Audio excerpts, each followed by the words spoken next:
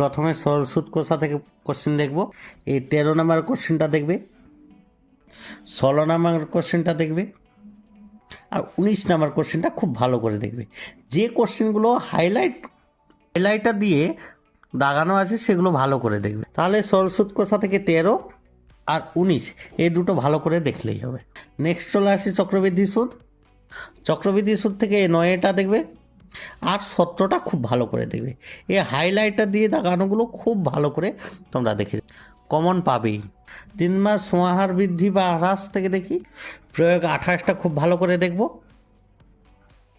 3-এর কোশ্চেনটা দেখব ভালো করে, আর এই 10-এরটা দেখব।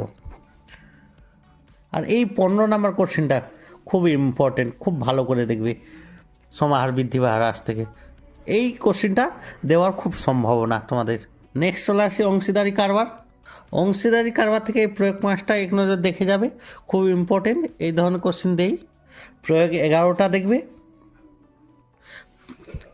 5 নাম্বারটা আর 9 নাম্বারটা। 9 নাম্বারটা খুব ভালো করে দেখবে।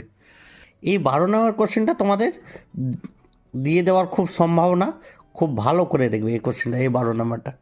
এই কটা কোশ্চেন দেখে গেলে তোমরা পাবে। হাইলাইটার দিয়ে যেগুলো কোশ্চেন দাগানো আছে সেগুলো ভালো করে দেখবে।